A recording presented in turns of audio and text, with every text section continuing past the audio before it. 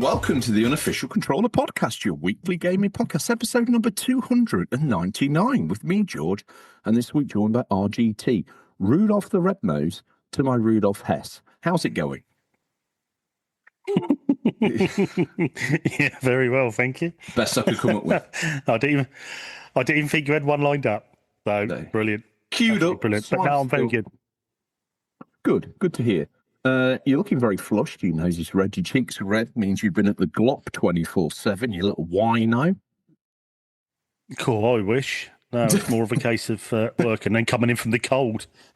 Well, we do have you out there chopping up the UCP Yule logs, ready for the Christmas market. It might be episode 299, but I smell in the air a little bit of festivity. Now, either Mumsy's overdone it with a pine fresh in the toilet, or that's a smell of a Christmas tree descending upon Ponsonbury Towers. I don't think I've ever felt as Christmassy as I feel right now in this moment. Really? I feel You're like, right in the festive spirit, are you? Oh, I'm a cracker ready to be pulled. I'm a present ready to be tore open. I'm a turkey ready to be split asunder, have its wishbone snapped clean in half.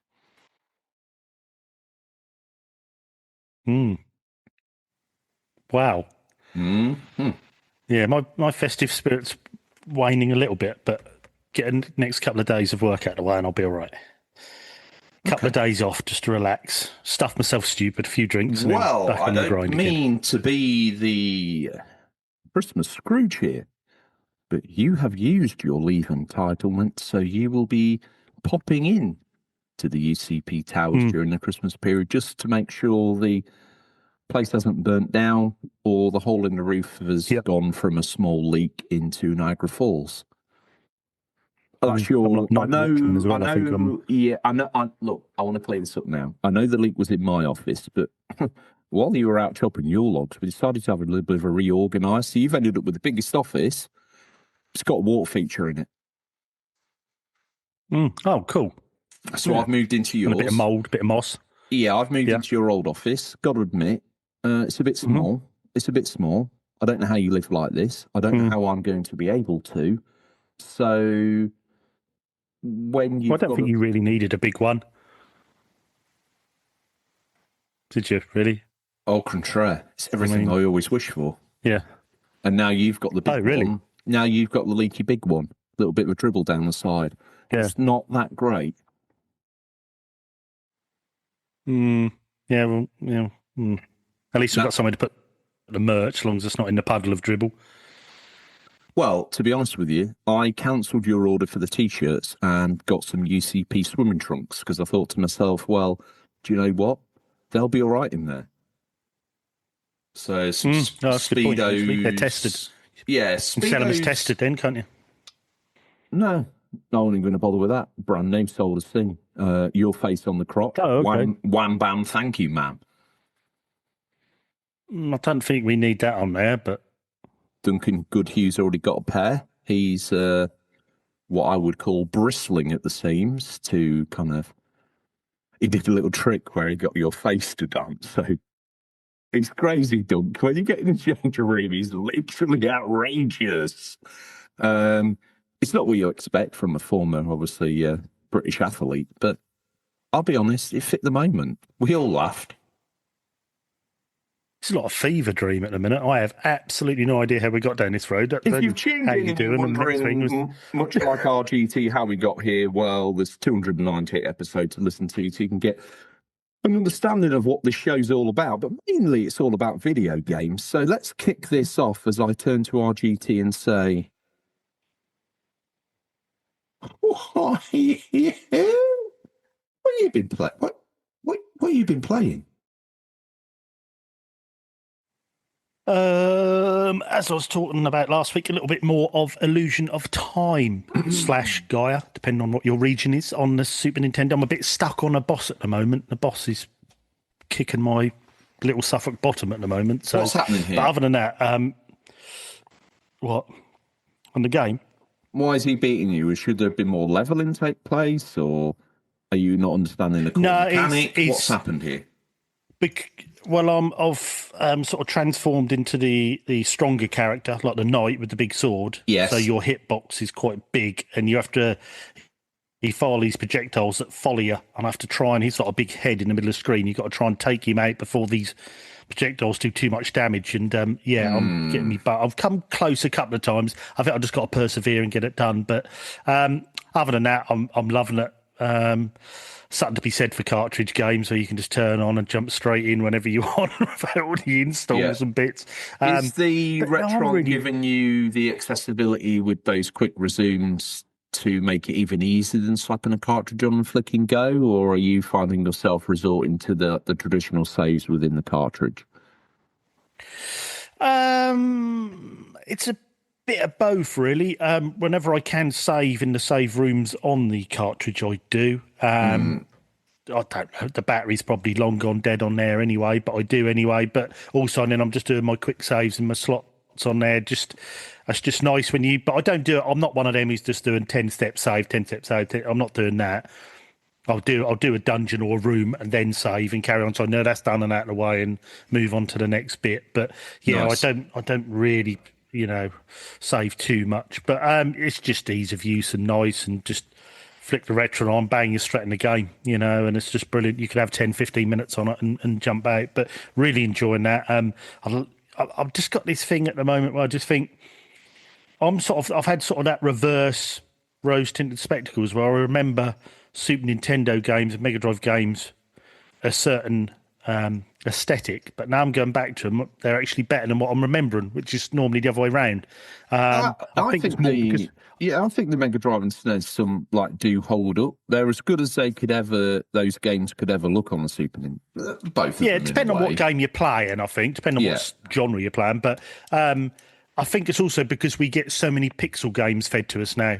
I think that's actually making that estate. Yeah. So, but yeah, really enjoying it. And that's really got me thinking, I want to play more of these old JRPGs. Does it make you yearn for the OG hardware? Or are you finding the Retron is scratching your itch and you're like, yeah, it's fine on here, I'm not that bothered?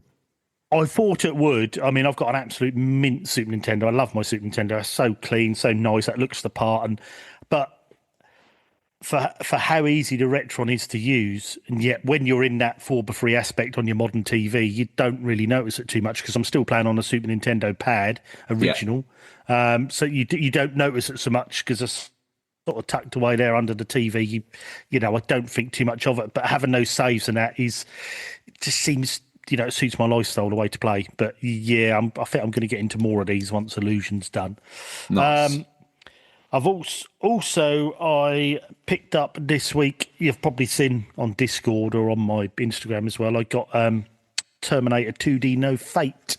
Yes. Got the collector's edition of that this week. So I've put a few runs together on that.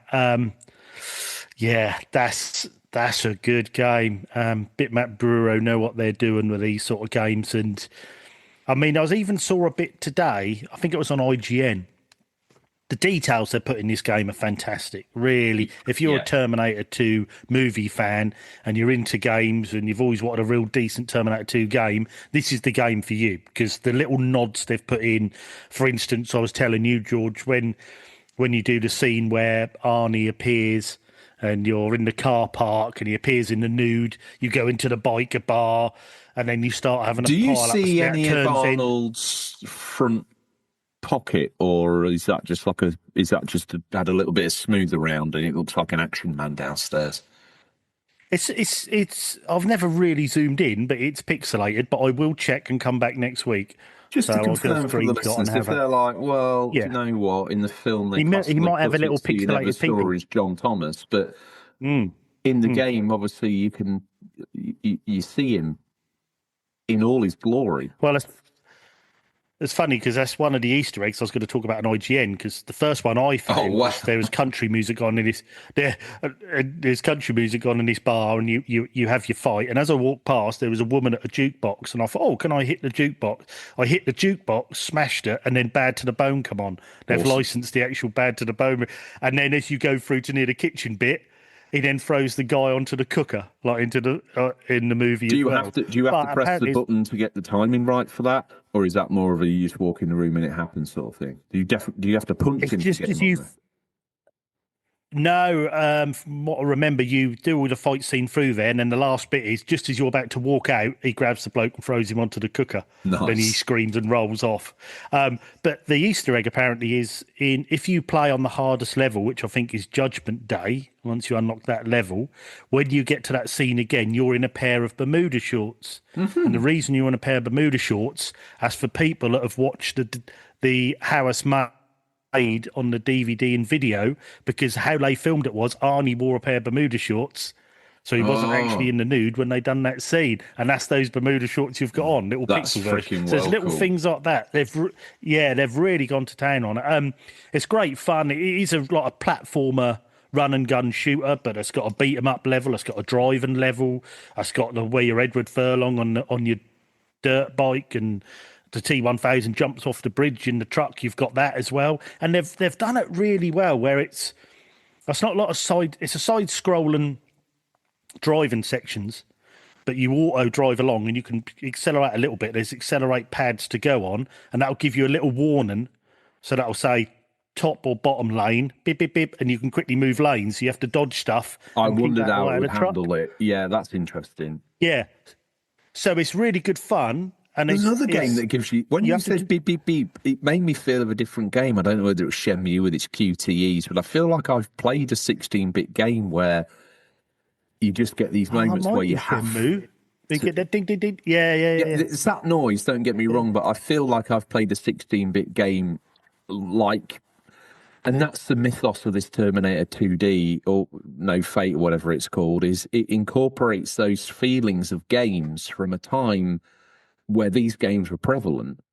And that's, I think, really what makes this whole package so cohesive, because it's dedication not only to the source material, Terminator 2, great film, a lot of kind of nostalgia kitsch around it, but then also they've dedicated to building the game around the framework of the best game they could make in the 16-bit Terminator 2 era of console technology. And that is, and they've melded these game styles together that just feel right. So even if that the movie character down option feels a bit Battletoads, Turtles in Time in a way, even if that option has never been in a game, it incorporates that kind of movement within it that makes you feel very much of the moment. Like if someone said to me, if they kept very hush-hush about this and said, oh, we've managed to secure a license for some lost media, get a lost media game, no one at all would doubt that this is a product of its time. But from what I've seen and what you've told me about it, infinitely playable in 2025. And from what you said with your multiple playthroughs, a little bit more, instead of making it brutally difficult like they would have done back in the day, they've made it playable. So you've seen it from beginning to end 2 or 3 times now, I think, from what you've told me. But to lengthen it out and to give you the length of a game, because this licensed game would have been a 20-hour game back in the day because you'd have had to have slogged through it and died a million times. This time around, it sounds like you've walked through it in the modern way. You've enjoyed it from start to finish. But now the extra girth, for want of a better word, is provided by these playthroughs and these alternate time portal windows that they give you based on your changes. Oh, it's brilliant. It's Chef's brilliant. kiss. I done when I done my first run through. I just played it as the film.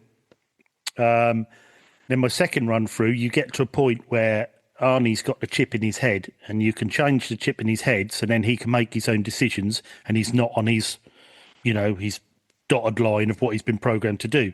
Well, the first run through, I changed his chip, right? So you went to the guy's house who invented the chips for these Terminators, or the AI chips originally, and you spare him in the first one. Then you go to the big base, and try and destroy his work so it doesn't happen, blah, blah, blah.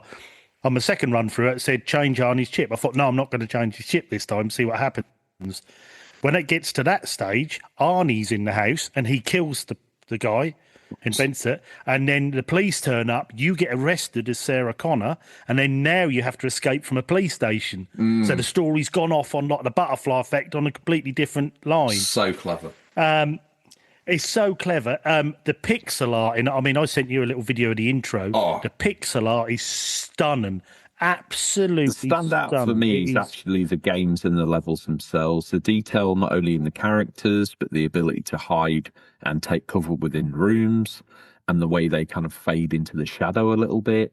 Just all of that, the little details, you know, all those iconic moments from the film where the T-1000 kind of morphs into the cop and sticks his sort of dagger through the guy's eye and pins the cup as well. I think it's all included. And it's like, there's just so many bits in there done in a way. If you're familiar with the film, you're going to love this. If you're into retro games and only loosely know of the film, you're going to love it anyway. I would say a UCP high recommendation. Oh, definitely. I mean, even I'll finish on this. The continue screen, right? So if you go on easy mode, you get unlimited continues. If you go on to the next level, normal mode, you have to find your continues in hidden places as you go. But when you get to when you die, you go to continue screen. It is Arnie's leather glove going down into the water, and when you press yes to continue, he does a thumbs up to you.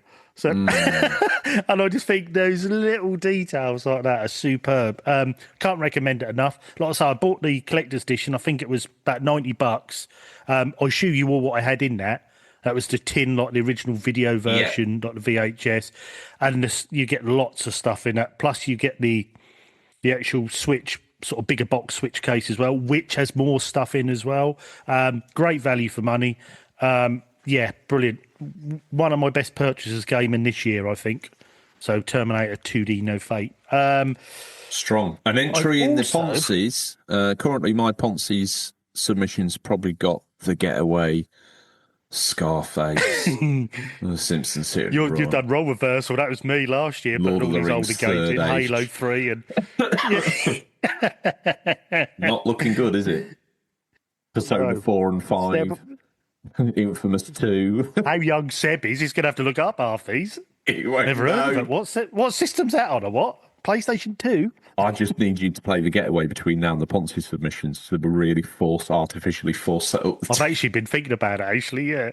I've been thinking about playing What else have you been playing, Handsome Devil? I also, the other day, it came up on YouTube, some YouTuber said, there's now the Final Fantasy VII Remake demo on Switch 2 for free to play. I thought, I had an hour, on my own in the house. I thought, right, quickly installed that because it's only about an hour long. Yeah. And I played through that because I've tried 2 or 3 times to play that game, and I love the setting. I know it's an old game, and everyone will be saying, how have you never played Final Fantasy VII? I didn't play them sort of games back in the day, but I've played this start area of the remake so many times, and I'm just trying to get my head around the combat and how it works with changing character. But it's clicked this time, I think. So I played it through on the Switch 2, which is as good as when I played it on the PS4 Pro. Easily as good. It's locked at 30, but it didn't seem too bad at 30. It seemed okay. It looks really good. Yeah, graphics look good. It always was a very good-looking game anyway. The lighting and everything they do is superb. Anyway, so I played through the demo and that and thought, do you know what? I'm going to pre-order this on the Switch 2 coming out in January. I'm going to have the Switch 2 port. And then today, while I was at work, I thought, hang on a moment. Hang on. What am I doing? I've got the PS4 version disc, and then you get a free upgrade to PS5. Yes.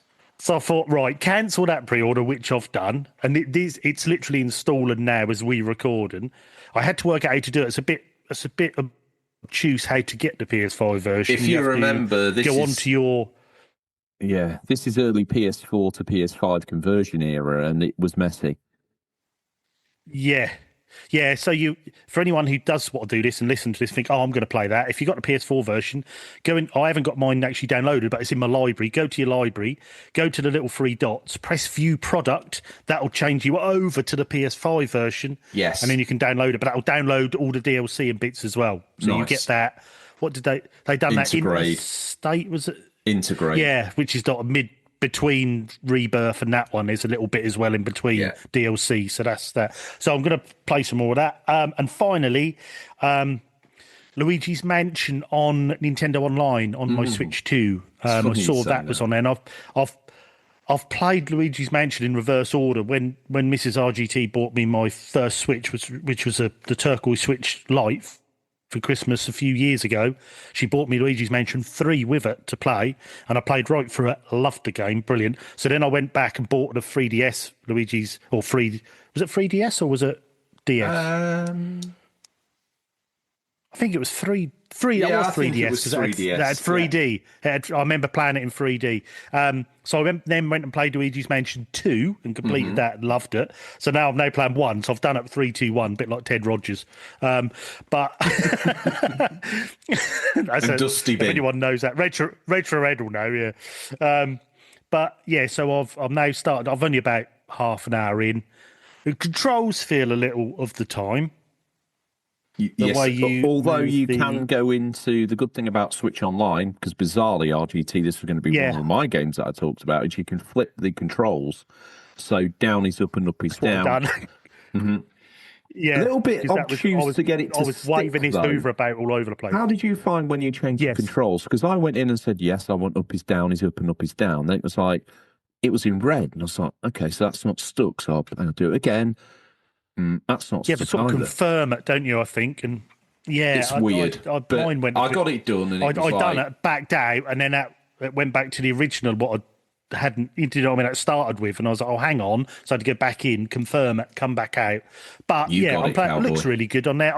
I don't like the board. I wish we'd get rid of those borders on the side. I don't really like those, and the little writing at the bottom for your minus button to do your menu. I don't like that written on there. But anyway, other than that, it looks good. It plays well. I suppose you could zoom on your TV, but I sometimes wish that Switch had options within the emulation to zoom within, so you could have that option of the widescreen on Switch in handheld mode. I know it's a lot to ask. I know these are emulated titles. Yeah, I didn't think of that. Yeah, I didn't think of that in handheld because I normally play them just on the monitor. So, that's a good point. On your TV, you've got choices, but when you play it handheld, you have none. It's 4:3 or nothing because obviously you can adjust your TV aspect ratio on a whim as you please, and they have. Problem is, it stretches it a bit, doesn't it? There is a zoom function on mine which just brings you into the screen more, where it doesn't actually change it as much. So it's still not filling the screen. You don't lose nothing off the top or bottom. No, but it's filling it a lot more than it was. Often within games PS2 era, I think maybe you could argue maybe some Nintendo 64 games had this. Come at me in the comments, please, because I'm actually intrigued to know if any did. But whenever I play a PS2 game now, I'll go in, select widescreen option if it's available. Game changer. Stay with us. We'll be right back. If you're a podcast host or someone wanting to be interviewed on podcasts as a guest, visit podmatch.com. Podmatch automatically connects ideal podcast guests and hosts together for interviews. We always say it works just like a dating app, but instead of connecting you for dates, it connects you for podcast interviews. Podmatch has connected over 85,000 guests and hosts together for interviews that listeners love, all while saving you countless hours of administrative work through built-in automations. If you're ready to level up your podcast interviews on either side of the mic, start today by visiting podmatch.com.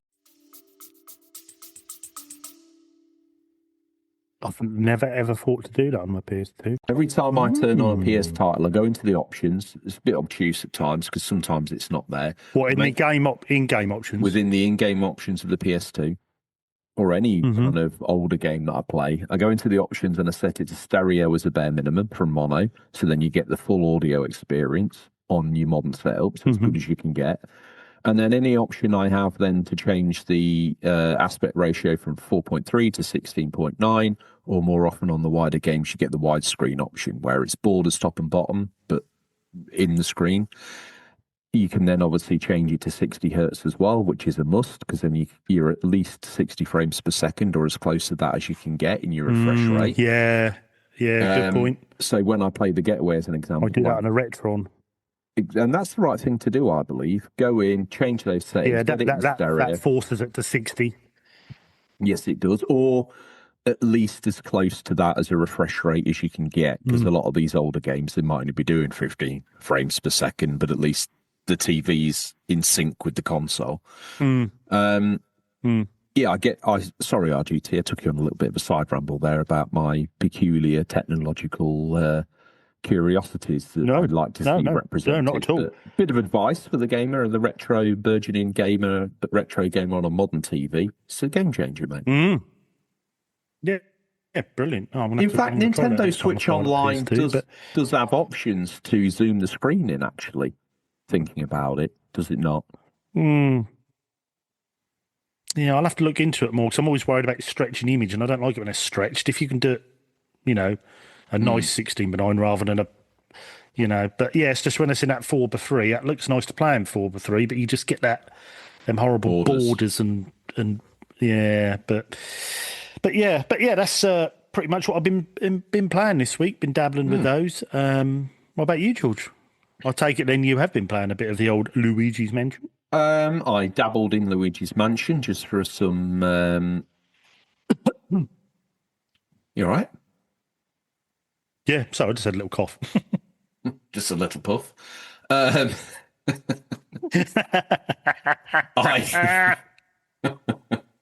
Just a little cough. Just a little cough. Just a little cough. Yeah. Join the Discord, look in the download section, everything will be revealed. What have I been playing? So yes, Luigi's Mansion, enjoyed that. It was a bit of a throwback. Have to admit, I kind of bounced off it after about 20 minutes and put it on the back burner because I've got lots going on. For Flashy B, I pulled down retrospectively the games we'd talked about. So I played Micro Machines V3. Quite enjoyed that. Might not be, I don't know. Like the intro screen for that had the copy I've now seemingly got had the modern sort of Codemasters splash on the front. And I was like, I don't remember this in 97, but maybe I'm wrong. But once I got onto the tracks themselves, everything came back to me. The pool table, the chemistry lab, etc., etc. It was a joy. It looks nowhere near as good as it did to me as a kid back in the day, obviously. I'm playing it on a much bigger screen. So some of the pixel hand-drawn art backgrounds don't maybe look as good as they could do. So is that PS1 in at V3? Yeah, it's PS1 and it's like an isometric kind of 3D. Your cars are rendered in 3D. The track's kind of a pseudo 3D. It's great. I think on a CRT, a 12-inch CRT in a bedroom somewhere on SCART, this thing would look PS1s really struggle on a modern TV. Although you say that, because the other game I want to talk about is Legacy of Kain Soul Reaver. I decided to brush off the PlayStation 1 version after we talked the other day, and I slapped that in, and my version of it has got like a holographic cover where on the front you can take Raziel from like the normal world into the sort of demon world by twisting the box. Oh, wow. Which is pretty cool. It's all sun faded as hell. Like the front's kind of gone a little bit brown because of the plastic coatings. The bromide's obviously leaked a bit, so it's got a bit of a brown tinge. But this thing would look absolutely exquisite when it was new. I think the way I've stored it, I don't think there's been any more degradation. In fact, it's almost impossible for it to have had any more degradation, but it's certainly degraded. But the game itself, as I talked about on Flashback, it's got that triangular PlayStation 1 jank to it, but it adds to the enjoyment. So I played that through. It felt fresh. It looked good. Even Rachel looked up and commented like, this looks good for PS1. I was like, yeah, it does. It really does. It holds up well as well. It plays well. The voice acting is good. Gameplay level design still kind of holds up. Hence why we got a reboot of it more recently on the Evercade and the newer systems, Switch, Xbox, PlayStation, etc. So if you're curious, never played it, check it out. It will hold up. If you're nostalgic, get it any which way, wherever and whenever you can. I can recommend the PlayStation 1 version. I can recommend the Dreamcast version, which I'll be honest with you, in my mind's eye, I see as barely discernible between the reboot and but I'm sure there is a difference. So, okay. But the Dreamcast is a great place to play it. The reboots, why not? I think they're down to sub £10 on the Nintendo store at the moment in the sale. So if you want them, get them. Do it now. Don't wait for the voucher, Timmy, because it'll be gone. Grow some balls. Yeah. Awesome. It's got it on the download. Well done, little Timmy.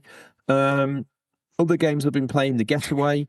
I'm through to the last level on that now. So it's the chase to the boat, final boat shootout. And then if you're even mildly interested, you can play it through as the flying squad detective. I've been stuck on this. How many hours have you put in that? Ooh, don't know. Not as many as I think, but more than I dare admit, I'd probably like to say. How's that for an answer? Sort of 12-hour games, 10, 12 hours, something like that? Probably a 12-hour game.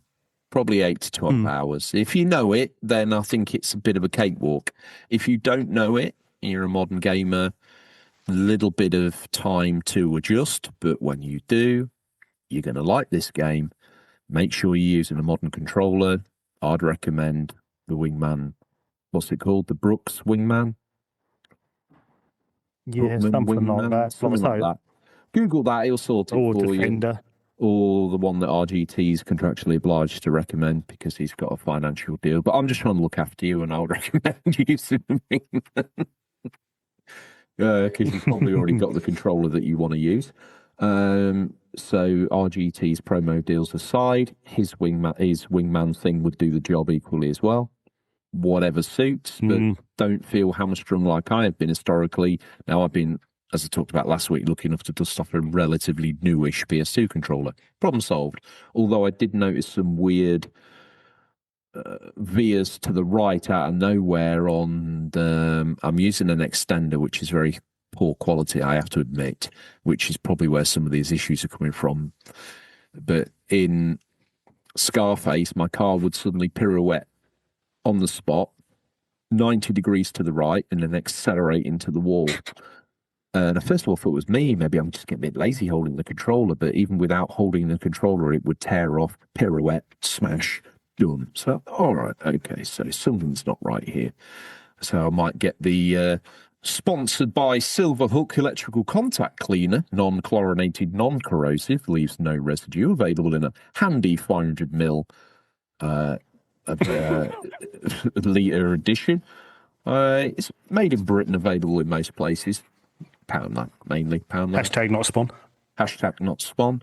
Probably even clean up your Brookman Wingman Defender converter controller. So you're all over it like a rash. So I might give the PS2 a bath, seeing as it's Christmas. Not to date this episode too badly, but yeah, give it some of that. So the Getaway, the last level is ridiculously obtuse. The AI for Yasmin, your character that joins you for this journey to the boat, is... I remember you saying about it. Probably one of the most irritating characters you've ever seen in your life. You get out the car because yours is about to explode. You don't want to see it barbecued. You're trying to be a decent guy. So you get out, you find a car. You'd think her main aim would to be get in that and extract the revenge that she talks about. She then decides she's going to, I don't know, weld her feet to the spot and turn into a mobile turret that takes on probably half of London. You're screaming, get in the car, Yaz, get in the car, you slag. I didn't say that's what he said again. Get in the car, Yaz. Beep, beep, beep, beep. And you think, right, I've had enough of this, I better get out. Just as you're about 2 seconds from her, the last bullet goes in, she crumples like a bit of wet paper on a... Does she not move at all then? Or? She kind of runs around. I think she gets sort of snagged on broken geometry on the cars where the panels have been deformed. I don't exactly know, but there's something weird going on. She's also probably, her AI model is probably just locked on engage bad guys till bad guys are gone, then get in car. I wish it was just get the hell in the car, because there's probably required minimum 3 car exchanges to get to the other end of London, to get to the spot, to walk through, to get to the boat. I've been there once, didn't realise I had to get out the car and walk through this little alleyway. Yaz gives you an instruction of try the next street, which I did, which was closed off.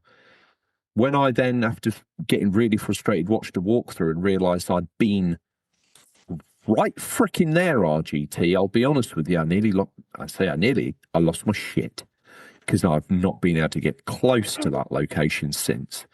I hate her. Oh, no. I'm on the verge of almost hating the game, even though this time through of playing the Getaway, I found it, in my own words, apart from this section and some of the other driving sections, an absolute cakewalk and actually quite enjoyable once you know what you're doing and you suss the level. You've got me wanting to play it. I've been harsh historically on it. I even think verbally abused Mike Rouse about it, which was a mistake because should have just got the better controller out. But anyway, we all grow as people, don't we? People wanted to see some character development from the George character that I play. So yeah, you got it. What more do you need? A little bit more Scarface, which I have been enjoying. It holds up. It's been enjoying the balls meter. You can play it that way if you like. It's nice to know that you've got a full set of balls under you when you're in a bit of a tight spot, but it's not necessarily necessary. I'll be honest with you 100% of the time. But yeah, unloading your balls in a crowded room. Unusual mechanic, that. Yeah, it's one that certainly raises an eyebrow to, I should say, amongst some evil henchmen for sure. Like, how you're like, into them, you're like, sound like a chipmunk. You just suddenly turn into this tornado of lead. So life as a video game bad guy sucks, really. See, the whole foundation of physics that you know is changed in a heartbeat just to suit this player who's screaming obscenities at you and your friends. All you're trying to do is earn a crust. You barely exist unless you're turned on. Last time you were turned on was in a teenager's bedroom. Put that on a t-shirt. Now you're turned on in a 46-year-old man's house, and you're trying to work out like who you are, what you are, where your wife and kids are, before Tony storms in through the door, kicks in slow-mo. You're like, well, I've not seen this before. Code line goes dead. That sucks to be you. And then you get turned off and probably won't get turned on again until some 51-year-old man decides to turn you back on again. Yeah. To be honest, I've signed worse confessions in a cop shop, RGT, so, guilty as charged. I also, out of curiosity, lobbed The Godfather in. I got into a bit of a... Love it when I get into a DM wrangle every now and then. I got into a DM wrangle with Roast Space Monk. A little bit of Christmas festivities and all that sort of nice stuff. I always love talking to the beloved man. We waffled on about some other bits and bobs, and he said that he holds Godfather with a bit of nostalgia. I don't know that he played it on 360 or what have you, but I'm playing it on PS2 and it looks okay. It doesn't look as good as Scarface. I think it probably looks great on 360. On PS2, it looks a bit fragile. It's okay. I think I enjoyed the missions bolted together more on the PSP, like the open world New York. Take it or leave it. Actually, do you know what? I don't even think I give a damn. But the characters and the acting and the general finesse of a product they spent probably more money on than they should have done. It is quite appealing, but I've got too many gangster games on the go right now, RGT, if I'm being honest. So I'm going to rest that one and dust that off another day. Probably want to see Getaway finished. And that is probably where I should leave it. I don't think I've really been tearing into anything else. Update from last week, Game Lab console still hasn't arrived. So... looks like the spirit of Christmas, which they advertised and recommended would be in your stocking and a great stocking filler for the retro gamer in your life or blah, blah, blah, blah. The product's not even here. And I'm already sick of their lies. So that's certainly going to feature quite heavily in the review. You go online and everything about this product is all shill-based, sponsored advertisement. I see very few to none actual real reviews. So just so you know, listener, I will review the whole experience. When I get this Game Lab console, we will see if the £49 was worth it. I got a carry case and a multiplayer kit for that, or did I pay more? When I do the full review, I'll carve out all the monies, I'll lay it all down, so you can make your own mind up. But so far, and especially if you're thinking, I might get one of those for Christmas, even if you pick priority delivery 2 to 3 days, I'll tell you one thing now, it is not 2026 happening. Mine will be here in 2026. I predict currently March. If it turns up any sooner, I'll be surprised. But seeing as the website boasts 2 to 8... Oh, you got express delivery then, did you? I didn't click that. But seeing as the website boasts 2 to 8 days standard delivery RGT.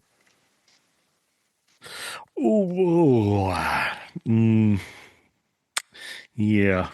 Yes. Now, I am going to leave this money as dead money hanging in the universe for the critique of the process and the product and the review, and for your own morbid curiosity, listeners.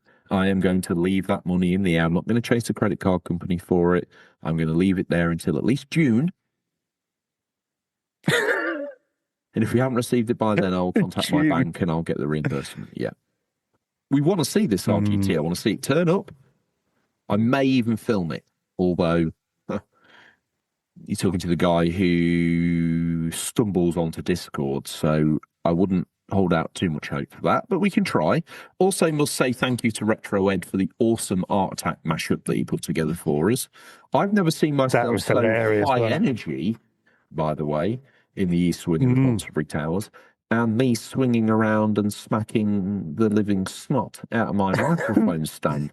I don't ever remember that happening on air, so Retro Ed's gone deep in the locker to find that little gem. Yeah, that is brilliant. I love that. That is so funny. When you stand up as well. When you start singing and stand up, it's brilliant. For some reason, I'm miming and shouting and below. You don't reckon that was a pretty seasoned RGT, do you? Oh!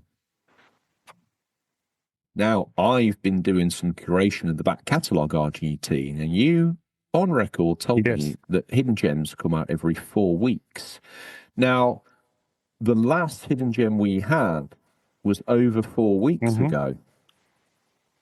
So it was, you better grab one off the shelf and make it up as we go along, because RGT is like the Lone Ranger.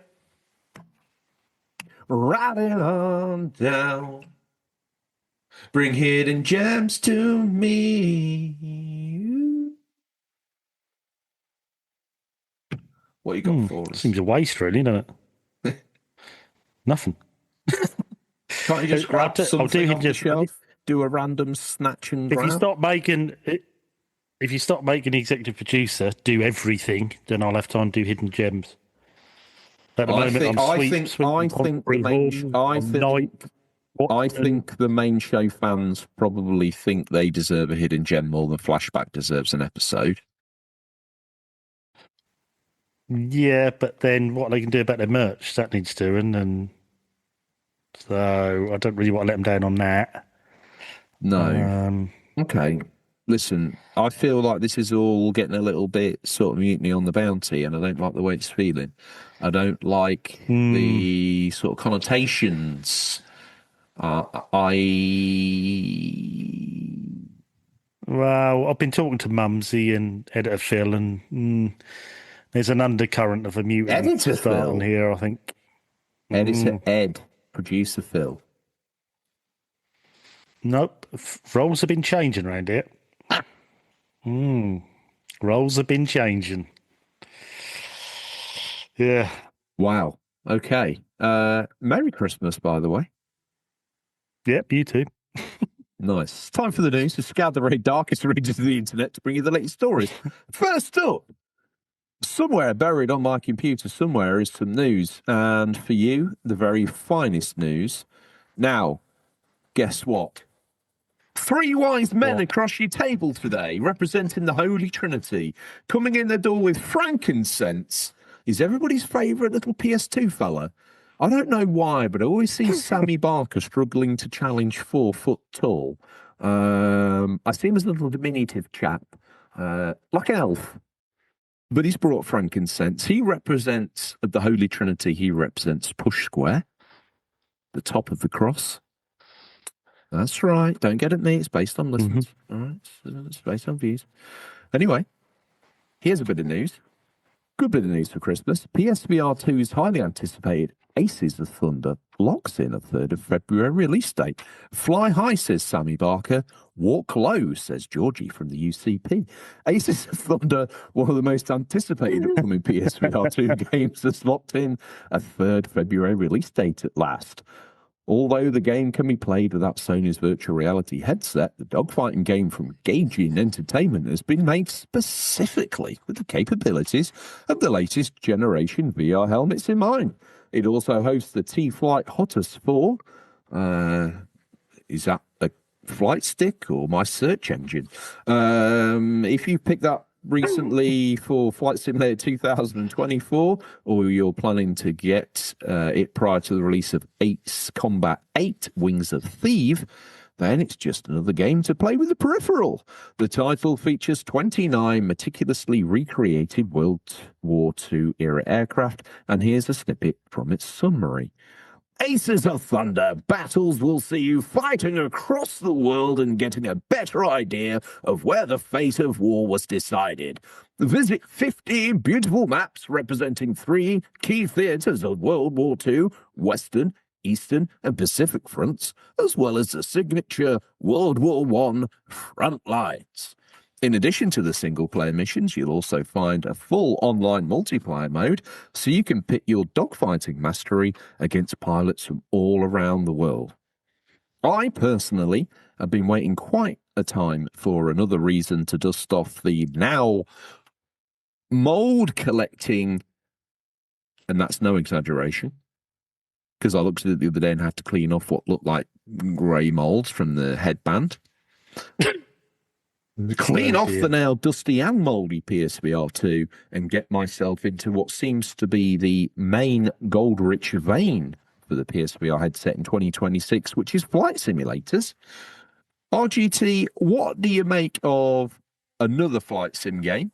What do you make of another flight sim game incorporating VR, and are we about to see maybe some sort of meta shift here? I'll start by just asking you, is the PSVR 2 the worst game and item you have ever bought, apart from the Atari Jaguar, which you bought twice? No, because when it is actually working, I say no with caveats. No, it's not the worst piece of gaming tech I've ever bought. Okay? Could you sit down and have hours and hours of fun with this on No Man's Sky, some of these upcoming flight simulators, Gran Turismo 7, and get a pretty much... But can't you do that on PSVR 1? Not with these newer games. The fidelity is not the same. The headset's a game changer. No, but you can play GT7, you can play No Man's Sky, can't you, on it? You can play No Man's Sky, you can't play GT7. You can play sport with the headset. One headset. Oh, you can't play GT7 with PSVR 1 then? No. Oh. Right. Oh, that's a shame. So I've got a PSVR 1. But no, you don't regret try it out. Let me know. Try it. Bit of customer review might be worth trying. If you have the do you PS4, regret buying your PSVR 2? Not now. It's dead money to me now, isn't it? Really, trading it in. What we're going to get? Best part of nothing. Well, big chunk of change actually. But is there anything else out there that I want? Not really. Is it still worth it for kayak? Yes, it's an expensive peripheral for a kayak game. Was it good in GT7?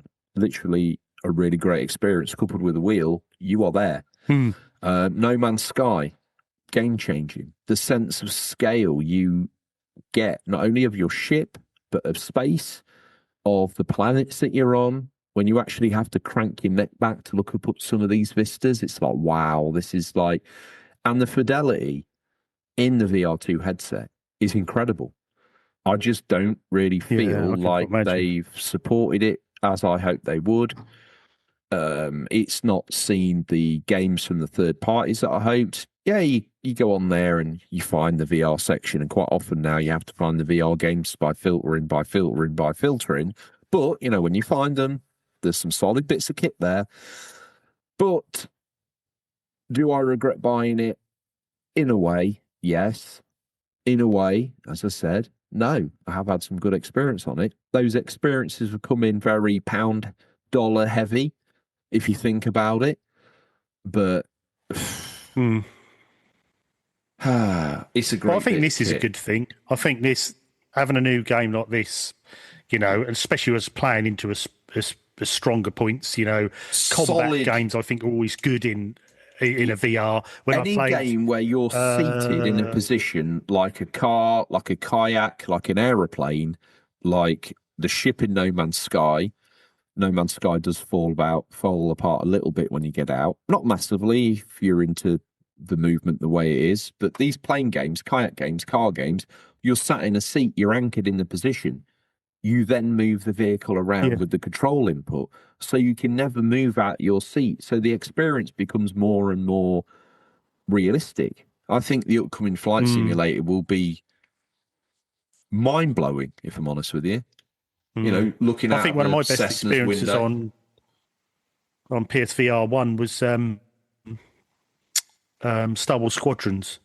That was so good when you were looking down at your feet and trying to see where the X-Wings were in that first mission and flying over you. And I can imagine that in PSVR 2 just being outstanding. I mean, it was brilliant in PSVR 1. But that's what, like you say, when you're in a fixed seat, that's where that forte comes into it, I think, for the VR. But there was another experience that came with Battlefield that was VR, that was a mission where you played as some X-Wing fighters around the periphery of the Rogue One movie. Oh yeah, on the Battlefront, I played that as well. That was good. But they seem to have dialed it in more on Squadrons, so they even made it that little bit better. Squadrons is good, but I felt like it overstayed its welcome a bit for what it was, whereas that Rogue One mission left you wanting more, which you never got. Yeah.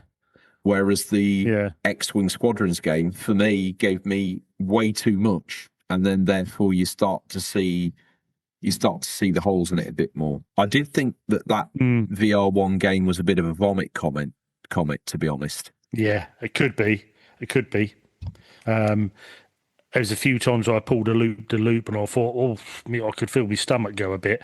Yeah. Because your brain's telling you are doing a loop, and you're like, whoa.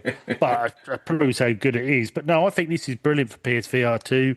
If you're a PSVR 2 owner, it gives you something to, you know, dust it off and play. And, you know, it sounds good, and it sounds as though they've done a decent job on it. Agreed. So, yeah, and it seems fairly in depth. I mean, I haven't done a lot of research. In a way, like this, in a way, this one and the other World War II one feels slightly more curated and experienced. Whereas, like Flight Simulator, which I'm excited I'm not going to buy it till the VR's announced. By the way, if you want looking for a review, just hold your horses. I'll review it when I can review it in its entirety. I thought about getting it the other day for a flat screen review, and I was like, no. Much like the Game Lab console, I will wait. And I will review this when the VR2 gets added, no matter how awkward that is for them or me, and how long that goes into 2026 before it gets announced. I'll wait. You can wait for the UCP review, goddammit, Microsoft. Well, I'll wait until we get the full fat version of this so we can see it in VR. Because I think, to me, bringing it to PS5, great. Bringing it to Pro, brilliant. Bit boring, I suppose, in terms of it being exactly the same. But the VR is a new addition, and that needs to be talked about. So I'm quite excited to talk about that. Yeah, definitely. And as I say, another reason to dust it off. But going back to my original statement, these ones are more curated, mission-based, get in the plane, tackle someone in the air, boom, boom, boom, boom, boom. It's a little bit more maybe that kind of time to push fire timer, you know. You want the action. Sometimes games make you wait, and if you measure a game on its time between pressing start at the intro of the game and actually getting to press a button and have an input into your character. In some games, that's hours. And in some games like that, return of investment of like, when do I get the excitement bug? So taking off in an aeroplane in a Microsoft Simulator, to some people, that's probably quite exciting. To some people, it's probably boring as all hell. So then it's like, what's coming next? What's next? Yeah. What's next? Now, they've got the missions and the tutorial bits, but I think some of these dogfighting games might be more your general player's cup of tea. Anyway, we move on. Yeah, I've got a bit of you've got a bit of news for us, RGT. What you got? certainly have. This is over on the Pure Xbox by Ben Kerry, and this is What's he Gears of bringing War of the E-Day. 3 holy things he could bring? If little Sammy, Oh yes, I forgot about that. Sammy He's, brought frankincense. Frankincense. So he's bringing myrrh. Okay. And a comment on Ben's height, if you could. Oh, 6'6". Ben's a tall chap. Slam dunk the funk. Yep. I thought you were going to say slam dunk the Barker there. I thought he'd rolled him up into a little ball, bounced him off the backboard, rim shot straight in. Well done, Ben. What's he got to say for himself anyway? This is Gears of War E-Day. It's the Coalition's most ambitious game yet, entirely built from scratch in Unreal Engine 5. As part of Xbox's end-of-year message for 2025, developer Coalition told Xbox Wire that Gears of War E-Day is the team's most ambitious game yet, as it strives to build an experience that feels like Gears and plays like new. Touching on what it's most looking forward to in 2026, the longtime Gears dev briefly mentioned that next year will be Gears of War's 20th anniversary, before going on to say that E-Day is a return to our roots and will be the best place to jump into the Gears universe. Here's the team's full message ahead of a big year for Gears of War. They went on to say, next year marks the 20th anniversary of Gears of War, and we can't think of a bigger way to celebrate than with the release of Gears of War E-Day. This is our most ambitious game yet, entirely built from scratch in Unreal Engine 5 to feel like Gears and play like new. This is a return to our roots as Marcus and Dom face the Locust for the first time ever. It is the best place to jump into the Gears universe, and we can't wait to share more next year. We recently got confirmation that E-Day will be a 2026 title thanks to a new Games Pass ad at the Game Awards. But aside from that, we still know very little about the next Gears of War title. We've had one reveal trailer from the Xbox Game Showcase in 2024, and that's about it so far. For now, then, all eyes are on Xbox Developer Direct in January, where Microsoft will reveal more about what's to come from its 2026 lineup. We know that Fable and Forza Dev Playground games will be there, but what about the Coalition? Here's hoping they show up and give us a big blowout on Gears of War E-Day next month. Very interesting. And I also think with this, they seem to have done a bit of a Rockstar and Red Dead. So to make the next game a prequel, so that you haven't got to go back and play the other games first. You can jump straight in on this one, then go on to the others. And especially they've already remastered number 1 as well. You could play this and then go straight onto the remaster one. That's clever how they've done it. But sounds good. I mean, I've got the Gears of Wars and I've dabbled with one a bit, but it's another one of those series I need to play through because I know Boba and a few others love the games. I think this is brilliant. Banging. A great up. Yeah, I'm looking forward to this. Definitely will be buying this. Are they going to be releasing this on PS5? Do you know? Well, I think that's kind of a couple of things I want to talk about. For the Coalition, this is a great moment. It's a great moment to have a genuinely new product on the PlayStation. No questions asked. Their chance to shine in a multi-format new era, I guess, RGT. So I think that's probably, if I was a developer, it would sharpen my focus, because this is about to get played elsewhere. This is going to get critiqued by players who have maybe looked at this franchise for a long time and have either had a little go on one. Now we want to show them exactly what a new Gears of War game looks and smells like on modern format, where it doesn't have to pay homage to an early 2000s or a mid 2000s design layout based on the hardware of the machine at the time. We're now, with this product, can blow your socks off out the gates based on current gen hardware, doing all the good things that current gen hardware does, not only from a graphical point of view, but from a gameplay point of view as well. The fluidity of all of that, the ability to kind of do new things with the franchise while also then laying very nice story beats to pick up into one. As you say, this is a prequel product. Very clever, very well done. I think the idea behind it is fantastic. I think that the chance to... It's got to be an exciting time at Xbox Studios, because you got to think to yourself, oh, you know, no longer are we making, and I mean this with all respect, no longer are we making games for the Xbox market, which, in all deference to them, is quite small. So then their limited return of players within that market is even smaller. So your skew of gamers within the Xbox park is actually quite small, of the people that would, you know, hunt your game down on a shop shelf, using the old school terminology. Now, all of a sudden, your pool of players is immeasurably larger, and the excitement behind that, I think, is something else. I mean, the multiplayer players that sort of then furnish your online modes is all of a sudden way more fleshed out. It's all of a sudden there's always a game. All of a sudden there's always someone to play with. All of a sudden this finds a whole new audience. And, you know, if you get some of these bits right, Helldivers 2 showed us this, you don't have to redesign the wheel. You just got to kind of make it fun. And all of a sudden the game can take over for 6 months and then find a place in the zeitgeist that Helldivers never probably thought it was ever going to get.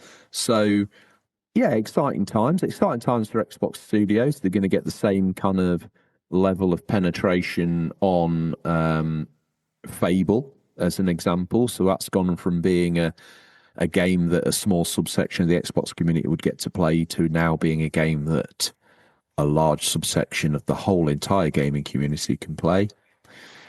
I mean, it's got to be a great feeling, hasn't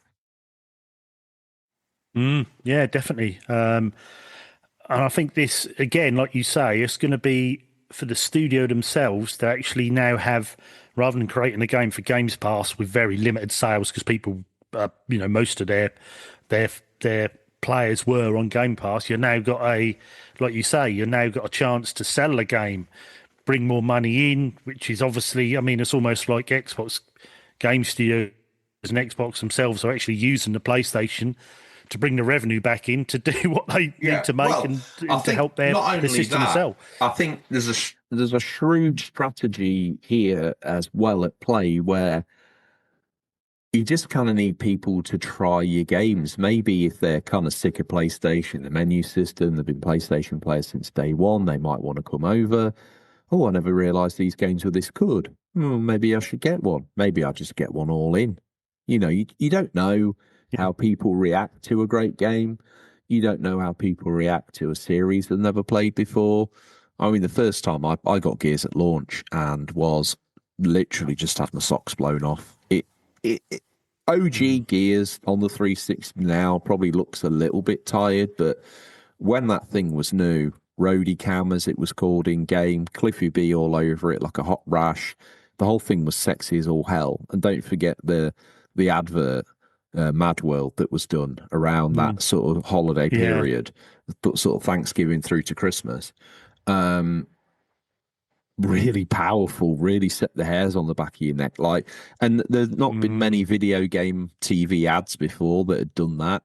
And I had Gears 1, Gears 2, Gears 3. I think I played through and finished all of them. Fun titles. For me, lacks the replayability of maybe an Uncharted. I think maybe the characters just shine through a little bit more. Totally different games. There's obviously the cover mechanics, so you could make some direct comparisons. Gears is that hard, edgy, maybe trying a little bit too hard. Sort of cool older brother with his Iron Maiden jacket on, and Uncharted's what is Uncharted? It's basically Jewel of the Nile, or what's the other one with Michael Douglas in it? Jewel of the Romance Nile, in the Stone. Romance in the Stone. To me, that's what they are, but they nail it. They nail the spirit. There's some romantic elements in there, so it's more of a multi-layered product to me. Gears is dark and it's very sci-fi edgy, and you'd think it'd be more Michael Petit, and I love it, but Drake's maybe edges it more. We're not here to discuss that really. I mean, we're here to discuss this new game from the Coalition, and I think, very exciting times. Gears of War seemed a little bit of a renaissance off that remaster as well, so now would be the time I wonder to if they'll, strike. like I say, launch this. That'll then push probably a few more sales of that remaster of 1 again. Yeah. And then maybe do the remaster of 2, and then capitalise on the the run of it at the time. So And don't forget, I think I'm definitely going to get this. I think we got quite deep into the Gears universe as it progressed, and some of the ones on later systems look unbelievable. So check them out if you've got the ability to do that. There's plenty of it's a kind of throw it on popcorn. I can blitz through Uncharted 1 in 8 hours. I think you could throw Gears 1 on in the morning and blitz through it in a similar time frame. So I think you'd find a lot of enjoyment in that. A lot of enjoyment. It's one of those sit down, blow your ears out kind of Michael Bay efforts, which there's a lot to be said for that in gaming. Last bit of news, RGT. If you done with your Gears of War? Yes. Okay. Well. Yes. Yeah. All done. Yeah. Okay, well, this is from a new name to me, Jim Norman, over at the bottom of the wheel, Nintendo Life, probably the left hand of Christ, if we're being honest, actually. It's Jim Norman. I see him as just an average chap, really. He's about, he's 5'12", never made 6 foot. You know what I'm saying?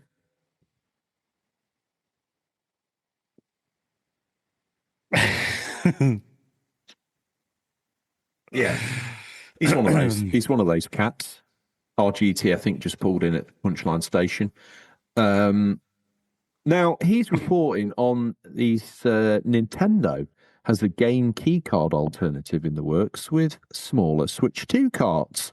Now on the show, obviously, RGT and I have moaned on about these virtual cards, and I kind of see a defence for them now. We've moaned on generally about the price of these carts and the availability to publishers to get games out. A little bit restrictive, so here we go. So earlier this week, we heard a rumor that Nintendo was working on a smaller Switch 2 cartridge, potentially giving publishers a cheaper alternative to the current decision between expensive 64 gigabyte carts and game key cards. Well, an update from ININ Games, or ININ Games, depending on where you're from, reveals that the rumor may well be true. In an earlier report, which we'll get to, we mentioned that ININ had decided to go down the GKC route for the physical release of R-Type Dimensions to avoid having to significantly raise manufacturing costs. In a new blog post, the studio stated that 2 days ago, Nintendo announced 2 smaller sized cartridges for Nintendo Switch 2, so a full physical release is back on the menu. Looks like a full physical release is back on the menu, boys. The entire European and US production of R-Type Dimensions 3 for Nintendo Switch 2 will be released on a full physical cartridge. The blog post continued, though all retail and special edition prices will be will increase by €10 to account for the still high production cost. The price bump will not apply to those who nabbed the special edition in the early pre-order phase. Post concludes with a message thanks to all physical purists out there. We'd like to sincerely thank the community for the passionate discussion, the feedback, and the patience over the past days. Your enthusiasm for physical games and for R-Type in particular made this solution possible, and we're very happy to be able to deliver a true cartridge release. We'll have to wait and see how many other developers or publishers decide to utilize the smaller Switch 2 cartridges in the future, but hey, at least a cheaper game key card alternative is on the table now. Now, in the earlier discussion, these rumoured smaller cartridges are going to be 16 and 32, FYI, and that frees things up because normally they were forced to be dedicated to the biggest one, which was the 64 gigabyte cartridge. RGT, that draws the news to a close, but before we swing and song and dance out of here, give me your goddamn opinion, because you have not been on the fence about Nintendo's cart's choice this generation with the Switch 2. How do you feel about this slightly smaller, hence, therefore, go slightly more affordable, smaller game cartridge setup? Obviously, with your AAA games, it's not going to make too much difference because, you're still going to have key cards. When you've got 70 gig games and they're trying to put 80 gig games on a 64 gig card, obviously doesn't go. So that's still going to be there. But for physical releases, for your AA's or your indie games, this could be very good for the consumer. So you can now get those physicals if you're still into your physical games. Because a lot of these would... a lot of these developers, especially smaller studios who are, it's quite easy for them to release on the Switch, but when they were forced to buy the high expense of a 64 gig cart, didn't make financial sense. This now means, hang on, those 16 gig ones, if we're just running a 5-6 gig game, that releases at $15, we could, digitally, we could sell this for $20 physical, and it's a great way. So I think it's a win-win for everyone, really. I'm glad Nintendo they don't tend to backtrack too much. They do tend to be, well, hang on, this is what we've done, you do it. But now they have backtracked a bit on this, which I think is fair play. Mate, based on the installs of games I've had on the Switch 1 and the Switch 2, the 64 gigabyte was, Cyberpunk, yeah. I understand. Star Wars Outlaws, well, I think that's the game key. But yeah, I understand.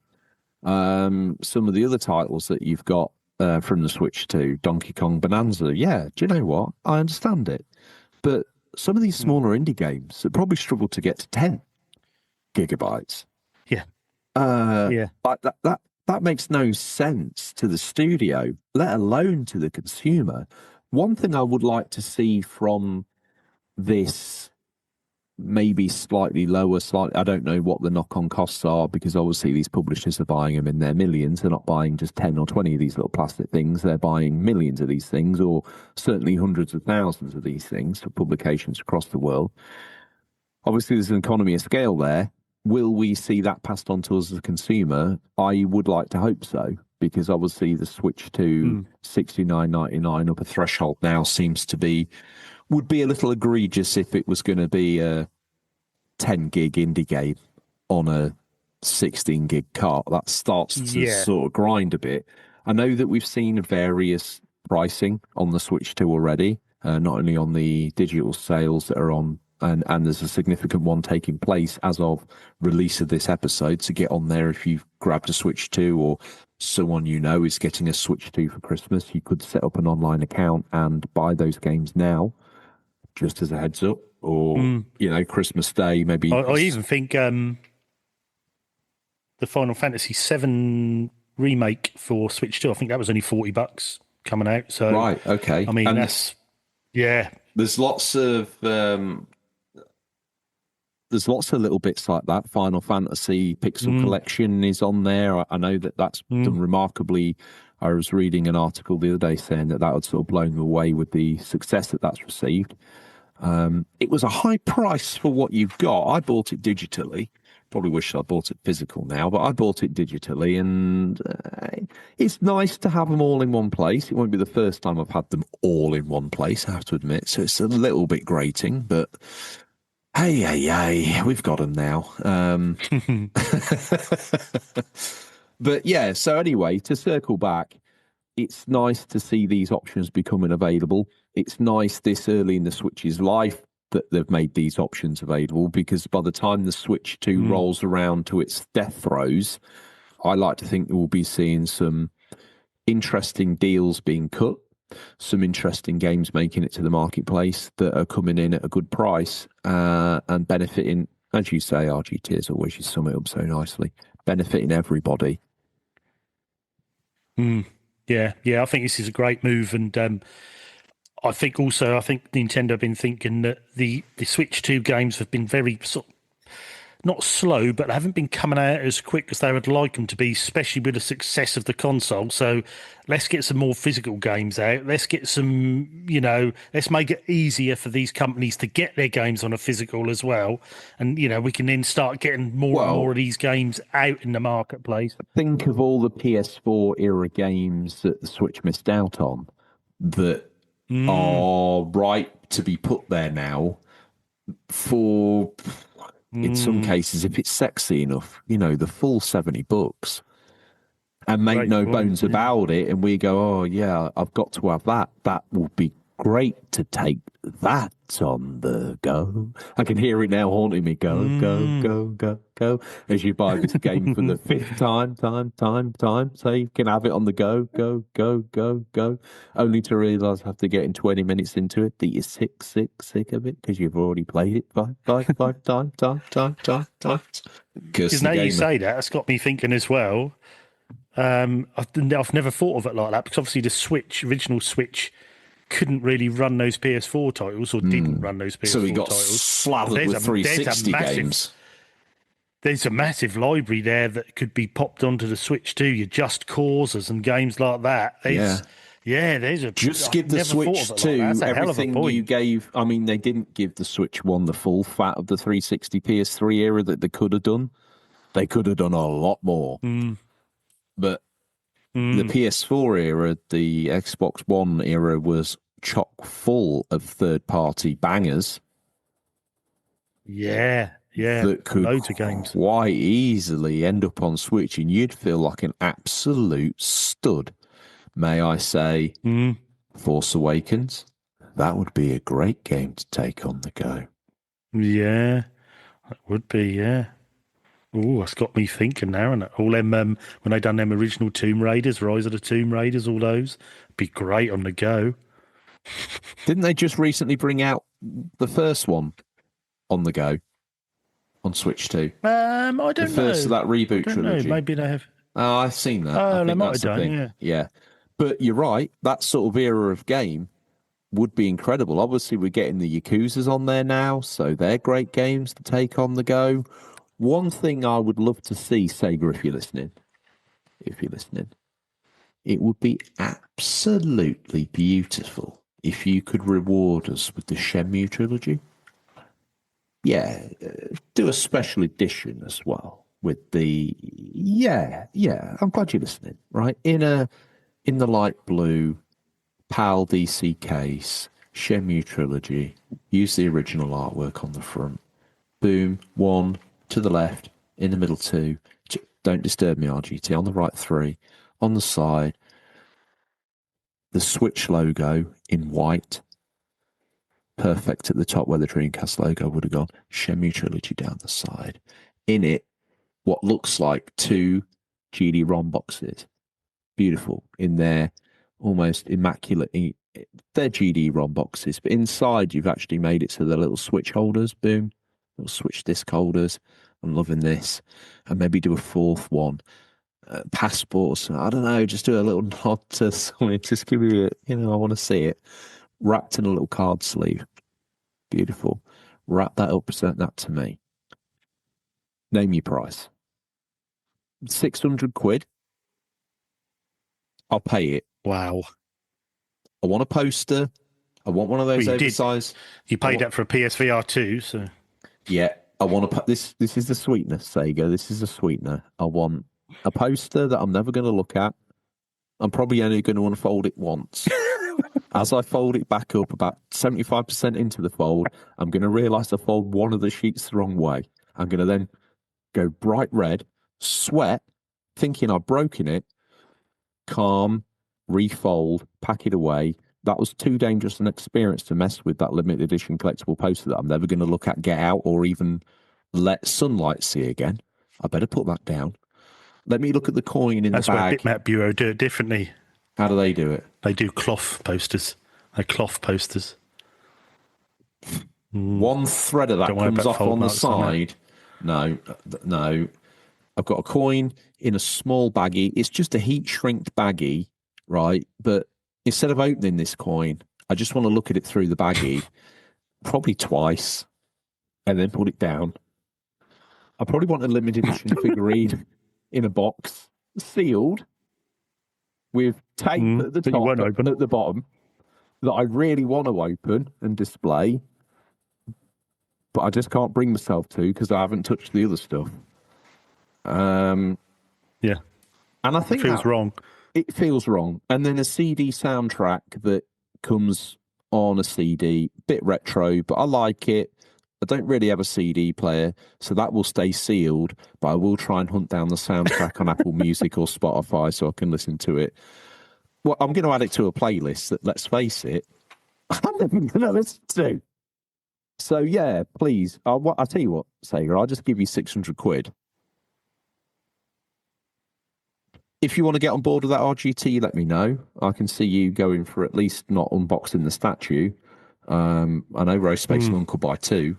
One to open, one to ravage. Like a Viking warrior. Well, that's 4, so that's worth a print run. I would think you're right. If limited, not you. No, not you, because you're going to put your name on the box. I want you back up. Sega can do this. They handled Sonic Tuesday, dude. This will be fine. Yeah, easy. When was the last time I played Shenmue? So that'll just sit up on the shelf. There you go. Yeah. I actually downloaded it on the PS4 to start playing through because it was Christmas time. Yeah, I ought to finish it on there. Really, be decent. Think of all the Yakuzas I've played. Dreaming of Shenmue. I've got Shenmue, and it's like, nah. I'd rather be Kiryu now. You've blown it. Too little, too late. A bit, yeah. A lot, yeah. What's next? I think I've got a bit carried away there. But we've done the news. We've done the very darkest regions of the internet. On there, I found a picture of you and Prince Andrew looking at an edition of Kay's catalogue, 1987. I don't know why you were there. It's a worry because my previous co-host, OG Tom, he also had a little bit of a dalliance with the former Prince. So the artist formerly known as Prince. I mean, I didn't think I'd see two of those in my lifetime. Wow. We were talking about Shenmue a minute ago. Write that down again to a proper comedian because he could deliver that in a way I could never deliver. Could you do merch with Prince Andrew on it? The artist formerly known as Prince. I don't know if I could do that. Yeah, I'm not sure they'd get away with that. I'm writing this down as well. We need an AI image of this. Wow. Right. Yeah, T-shirt idea. Perfect. Fine. Get the very best people on it. Before we go any further, since this is a Christmas period, I like to think that I've been on and thanked all the people that are directly involved with the show. But if you're listening, you probably only listen to the shows you're on. But Scotty, couldn't do the show without you. Hope you're well. Looking forward to getting you back in the studio again sometime soon. Same to you, Seb, you cheeky little scoundrel. We miss you, but we've got some exciting news for you listeners coming from January, where I think Seb will be taking on a more sort of permanent fixture role. So we'll see him on the main show in the evolution going forward, which is great news for not only the show, but you as listeners. So we wish you a Merry Christmas to both of you. A big thank you to you, RGT, and your wonderful family that support you as you support me and basically carry the weight of the whole show on your shoulders while I sort of dally around telling you I'm too tired to even record, darling. I am exhausted, and you think you're exhausted, Panyo? You ain't got a clue.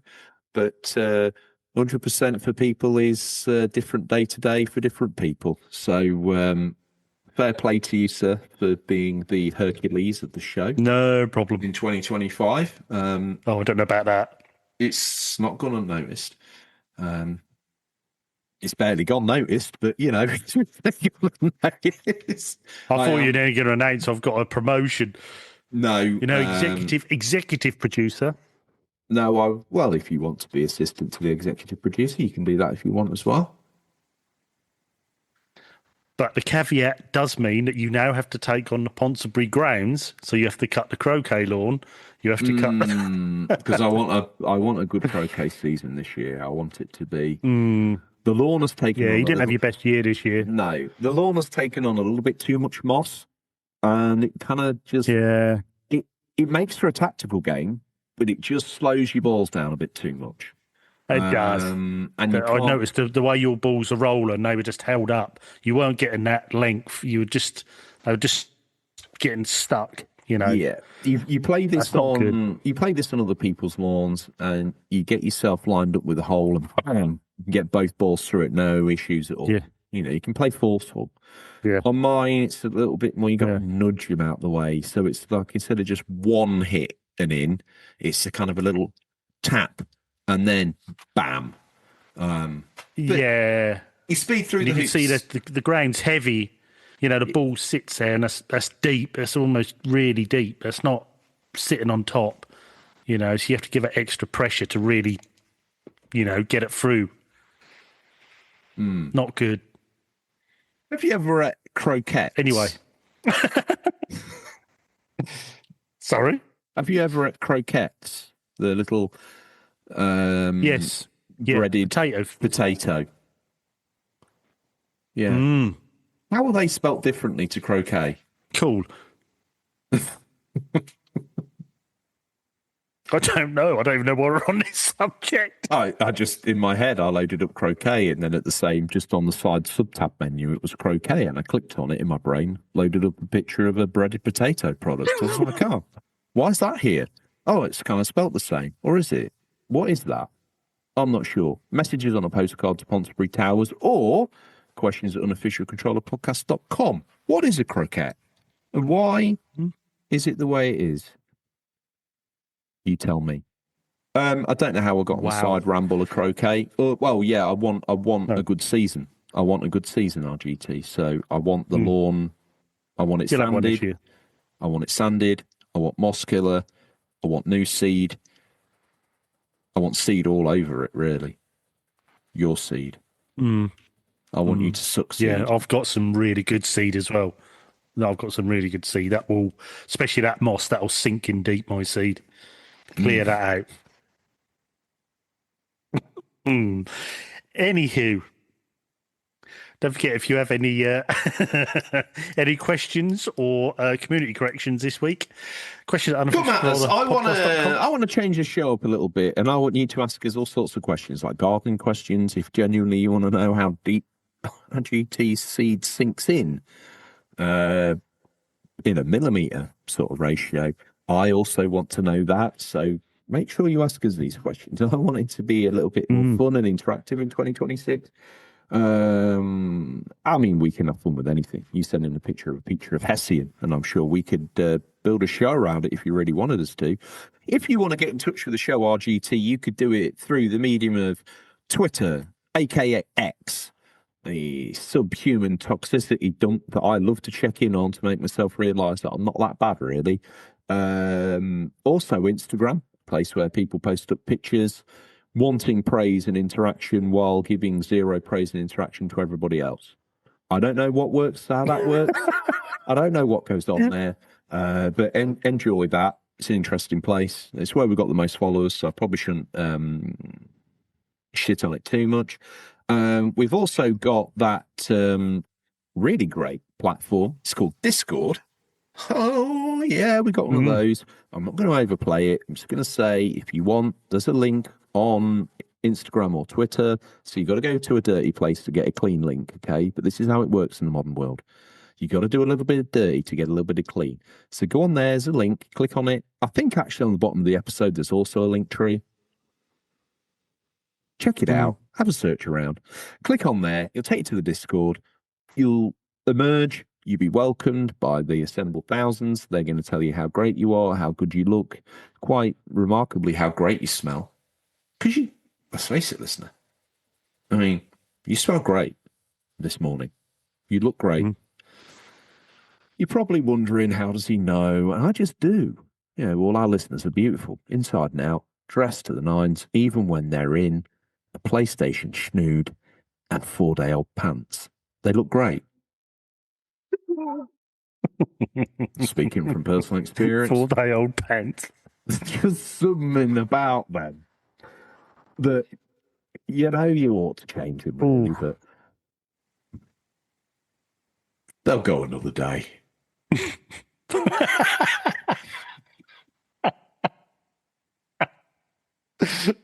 I'll go another day. By the way, he's wearing his PlayStation snood, so I think he might be talking from experience at the moment. Cause, I've got no one coming round. No one cares. I can decontaminate myself when I need to enter back into public circles. They'll go another day. They'll go another day. They'll go another day. I'm only really wearing them mainly at night, so wearing them during the day is also fine. They're like my bed pants now. Yeah. Yeah. They were different colour to what I first started, but they're your bed pants. Oh, yeah. Oh, yeah. For the record, let's play this one now. I can't even... Yeah, whatever. Anyway, should we do the days. Yeah. Oh, no. Discord, yeah, in there, all the nice bits. We also do another show. It's called Flashback. This show and Flashback are always going to be free. You're always going to be able to get them at the same time as everybody else. No bars to entry. But should you like what you hear, should you think, do you know what, these boys just saved me from filling my boss in this morning because RGT said something about his seed sinking in, and I've gone from wanting to fill him in to wanting to just kind of let it go. We've saved you a job. You could equate a value of your yearly salary to that. All we're asking is $3. Hey, George, I'm from Britain. I'm from Sweden. Don't worry. You trade at the $3, which means it only probably cost you €1, 75 euros, and us in the UK, probably £2.80. It's nothing. And you know what? We have got this special deal running right now where I have said, no matter what tier you get in at, even the £2.80 tier, aka $3, I will send you a t-shirt. What? It comes with love. When you say you send in a t-shirt. Chill out. I was just about to explain exactly. When I say it comes from me, it comes with love from me, but probably actually touched by, and I insist on this, a gloved RGT. He's not what I would call a voracious hand washer. He's not unclean. Like he'll wash after a poo. You know, he might wash after a wee, but he's one of those guys that turns around and says, listen, mate, Mum told me not to piss on my hands. All right, RGT, you're a big guy. You're a big slab of beef. I don't want to mess. But when you're handling the listeners' products, you know, especially ones that because, you know, we all like to suck on our collars every once in a while, don't we? You know, get a little bit kind of overloaded and we start sucking on our collars. Just as kids, we do it now as adults. Just for a little bit of relief. Do we? Well, I guess you don't suffer from any stress or anxiety, hence why you're the executive associate producer of the show. No, I'm not saying that, but I'm not a collar sucker. Mrs. RGT said that you'd never actually done that. Right. I was like, wow, what, never? She said, no, I've never seen that in all the time that we've been together. Yeah, never done that. Yeah. Maybe something I should try.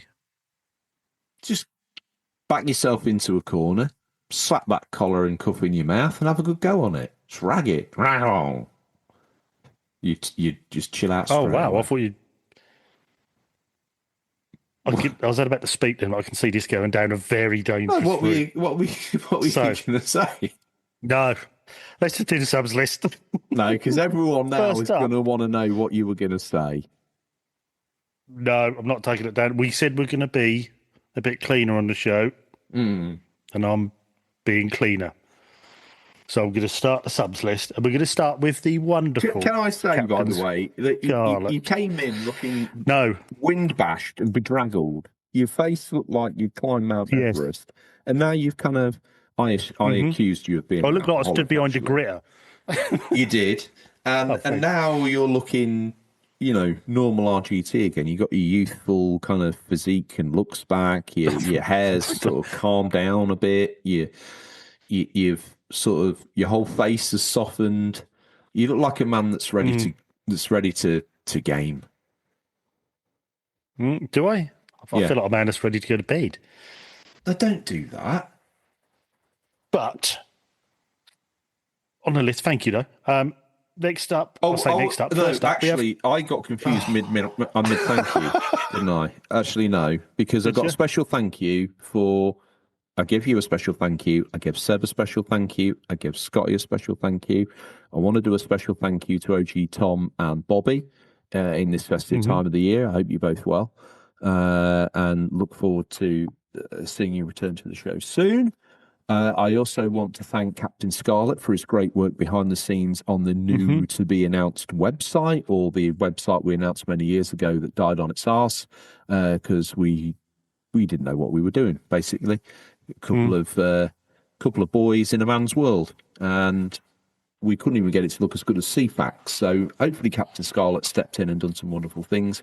But it wouldn't be right and proper if I didn't thank the good old Winchester boys, and by them I mean Digital Monkery and Bo Belova, who will get a readout in this, obviously, because they paid for it.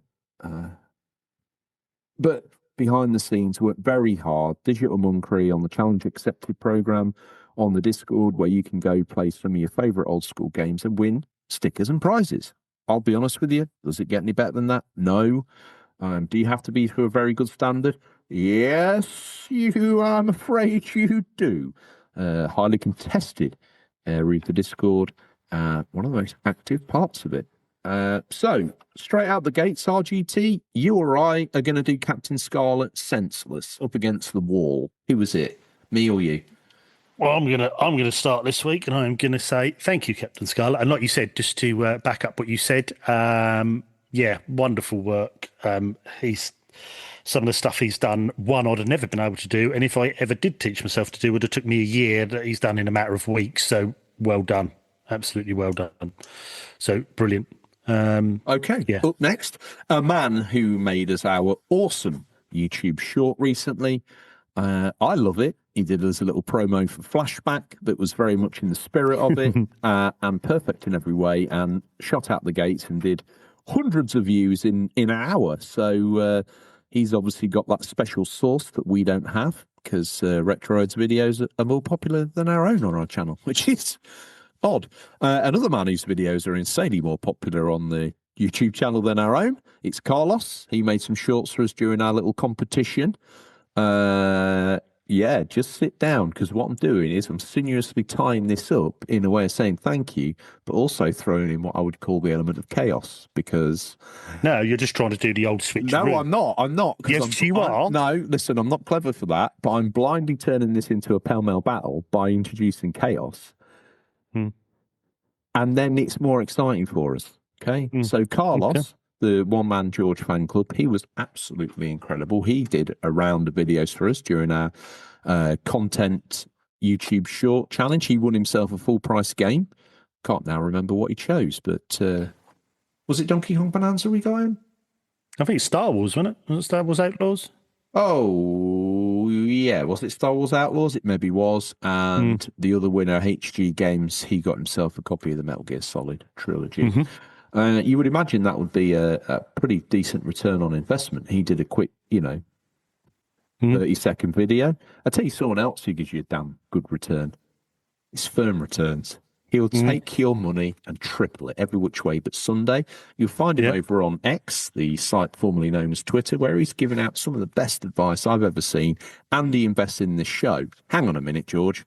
The very guy who's making millions from investing in the stocks markets is going to advise you on how to become from a tramp to a Trump in a day. He invests in your show. Yeah, you're right. So guess what? If you think you're getting a firm return everywhere else, you're not getting a full firm return. Unless You're a UCP supporter, right, RGT? Exactly, yeah. Tell you someone who's supported the show for a long time. I mean, really, since day one. First email this show ever received was a gentleman called Roast Space Monk. He's now woven himself into the fabric of the show. I love him. I love the smell of him. He's a very handsome man. He's almost got the look of, I don't know. He's got the air of a European gentleman. Some would say, if you were to argue this, that Italian men have got a little bit of style, a little bit of sexiness, a little bit of handsomeness about them. Roast Space Monk exudes it. I tell you someone else who exudes it, because we know his genetic DNA originates from Italy itself. It's Spadavista. You don't want to forget Trestles in that, though, do you? I don't care about Trestles. Oh, wow. Yeah. Wow, okay. Yeah. Well, I'll just say thank you, Trestles of New York, but you carry on with your Bada Binkster. Carry on. I was trying to weave this into like a full work through without breath, where I linked sinuously from one to the next.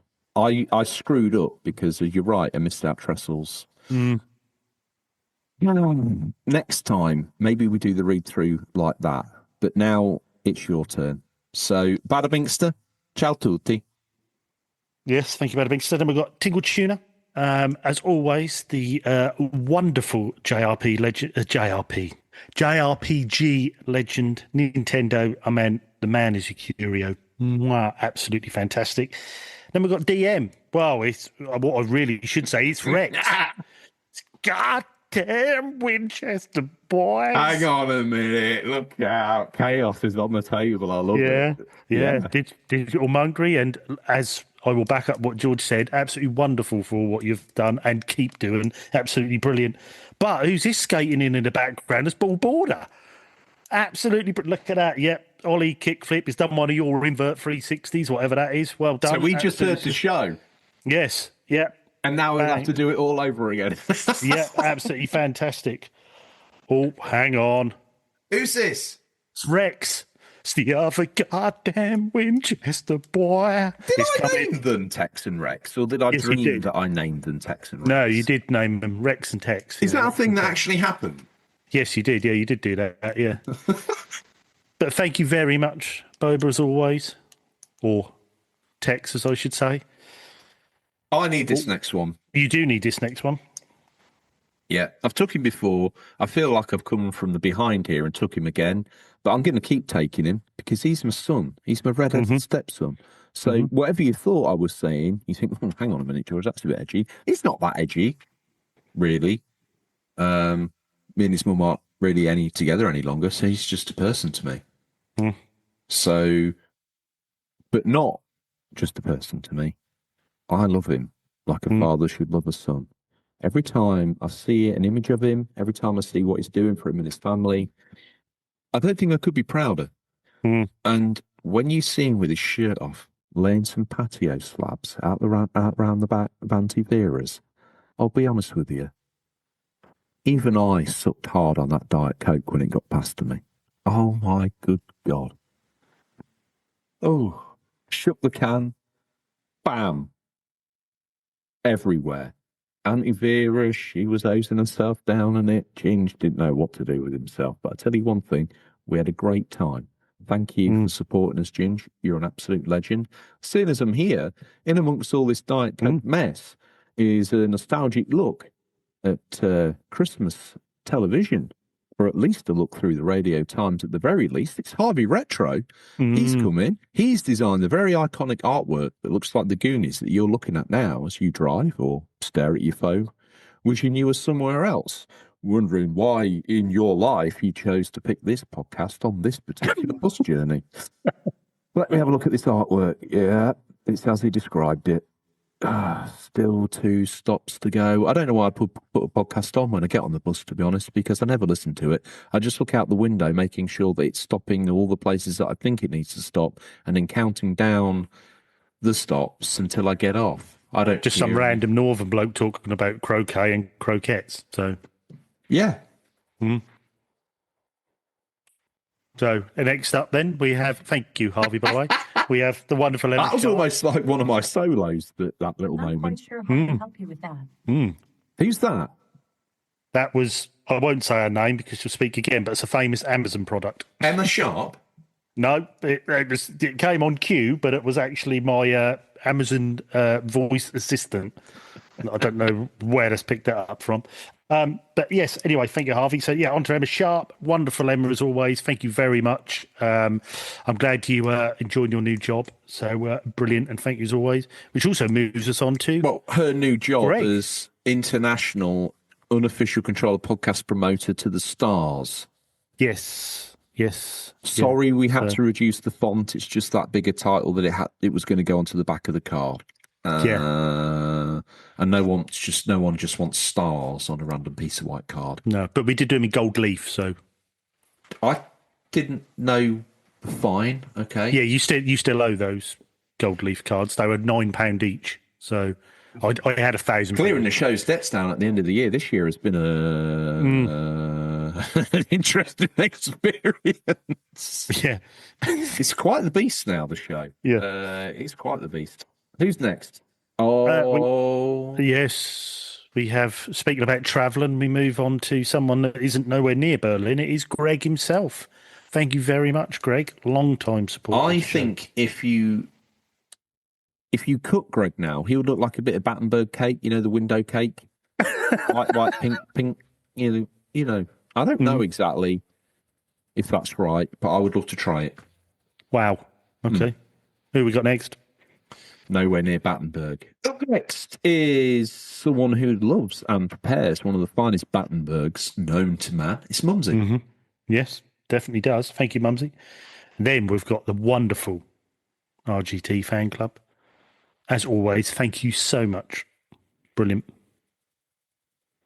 Pete Brocklehurst stumbles in the door. He's absolutely wasted. He's been supping on a combination of white lightning and very cheap vodka.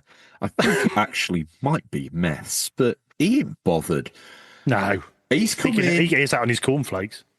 Mate, he's come in wearing a Christmas jumper he found in a charity shop, which, to be honest, should have gone in the bin 4 Christmases ago. He's wearing a Santa's hat that he looks like he stole from a small kid on the way out of school on Friday. And on the bottom half, he's wearing what looks like a pair of woman's hot pants he got from one of the other charity shops on the high street. He's not the sort of person you'd want to mess with, especially considering he's wearing a pair of red stilettos. Wow, what an image. But thank you, Pete. Next up, we have the silent but violent, but love him or hate him, it is Billy Marmite. I actually wanted this. This is why I introduced the chaos at the start, because I thought you were going to fall on your sword. I didn't want this. So give it to me. Right. This week, you've gave me an idea just from this show. Right? Monday morning. Right? You're feeling a little bit dopey. You get up in the morning, you're feeling a bit groggy, getting ready for work. Early bit of post comes through the door. You think, oh, what's this? What's this? Quite long, but it's got a little bit of length to it, a little bit of girth. You put that in a letterbox. When you open it up, you think, you start getting a little bit excited. Oh, what's this? Someone sent me something. This is from Sega. Sega Japan have sent me something. Oh my God. Wow. You open it up and it is a 1-of-1 collector's set of Shenmue in a Dreamcast style. And there's only been one printed. And there's a little note inside just saying, thanks for your support on the show, George, from everyone at Sega International. And that's just at that moment when you just finish reading that note, you explode. Okay. Full geef. So as you're unwrapping it, you're sort of going, fat Zan. And then when you realise what it is and what they've done for you, full geef. If I may, Director, I don't mean to interrupt, but I would like the freedom to have the cameras rolling. I want you to come on a journey with me through the groggy wake up, the sound of the flat, the parcel, and then the Zangief. Am I permitted that? Yep. Okay. Yeah. So action when you're ready. I'll get myself on my cue. Do we give away too much of this when we do these actions? And Zangief? did we give away too much that we're not actually really George or RGT or Seb or Sky, and that we're actually actors playing? No, I don't think so. For some reason, we've decided that the most comedic thing that we could do is make a show about video games that is or isn't, that mainly is the story of these weird characters, show hosts, and their surrounding lives. Is that normal? Yeah, no, I don't think we do. No, it's good. Fourth wall gone. It's good. Gives us a little insight. That's not true, is it? I mean, we're just idiots. Anyway, you ready? Hang on. Action. Shit. Okay. Edit this out. Make it look good. Okay, you caught me out off guard. Don't stop for this. Just keep rolling. Okay, so.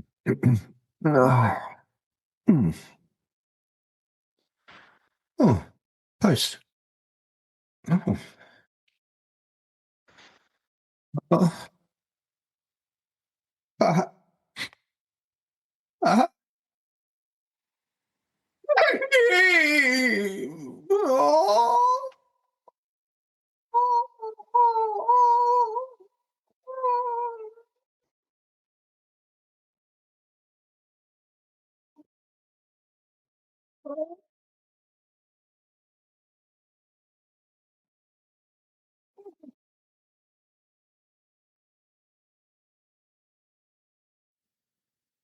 Wow. Something like that, or I've never seen you method so hard you cried. quite often I method just straight into crying after Emotion. straight out of it. Yeah, it's quite hard to method in this show for 300 shows has been probably one of the most challenging actorial things I've ever done. My character slips more often than I mean, especially when you think you don't actually really play games. No, I know.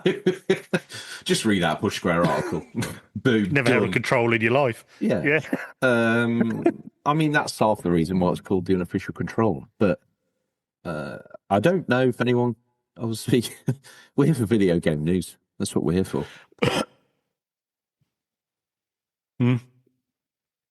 Yeah, definitely. Anything else that you've got to say, or do I just need to slap you straight on the back of your sword calves with the immortal phrase? What? Thing is, what are you hoping to play? Like I say, a bit more illusions of time. Definitely more T2D. No fate. T-Deef. Have little run throughs on that. That's really T-Deef. Is that the 2D no fate? Are you actually officially making out that's the abbreviation of that game now? Because I think that could be. I actually think that could be. Yeah, mate. That's an exclusive for us. So I feel like that's cutting edge. If you can get that naming convention out there on the forums, 2D. Mate. 2D. T2D. Do it. But yeah, I'll be playing more 2D. T2D. That sounds like a rap group from the 90s. T2D. Yes. And that's why we're the best gaming show in town. Yeah, I'll say a bit more Illusions of Time. Some more Luigi's Mansion over on the Switch. And as like I say, I have downloaded, literally as of recording, I've downloaded PS5 version of Final Fantasy VII. So hopefully now I can grasp the combat a bit and play that wonderful story. So I think that's probably what I will be on this week. What about you, then? Do you have a game that you have pre-selected for the Christmas period? Historically, I've picked things like Batman Arkham Origins, things like that. Give you a little bit of the Christmas theme, give you a little bit of the Christmas feeling. Is there anything within the rotation, or you might insert within your rotation, of a game that has that sort of spirit of Christmas for you? This is ultimately, to be argued, the Christmas episode. And I have to only get angry with myself because this is the only Christmas themed content within it. Yeah, true. I was thinking that myself when we were recording it. Yeah, this is the Christmas one, actually. I keep thinking about, I know it hasn't got a Christmas theme in it, but I like to play something that's familiar at Christmas and something that I can relax to because I know the story a bit. I know that sounds weird. That's nice to have new games. But I think I can see Red Dead Redemption, the PS5 version, being a game that I might sink time into. Although I haven't got much time off at Christmas, it's still nice to have that game in the background. And I think that'll be a mixture of that and maybe the Final Fantasy VII remake, I think. So we'll have to go into UCP Towers and change the bucket, mate. Yeah. And that was you. Exactly. Yeah. So, and I'm on night watchman duty, so I forgot about that. But in between emptying the bucket and doing a loop round the grounds, I will let you subcon that to Ray over the Christmas period if you want to. The night watchman. You can let him do that. He's good at that. Yeah, but Ray, things always go missing when Ray's there. That's You lost all your croquet rings last time. That's fine. He ended. Okay. Oh dear. I don't know why, but I decided he'd use them as flesh stretchers. Wow. Yeah. Wow. I know. I mean, Ray always finds a use for stuff, so. Exactly. Yeah. Exactly that. That's what I thought. Fair play to him. Been in the family 100 years, but you do what you please. So what are you hoping to play? And have you got a Christmas game lined up? Or?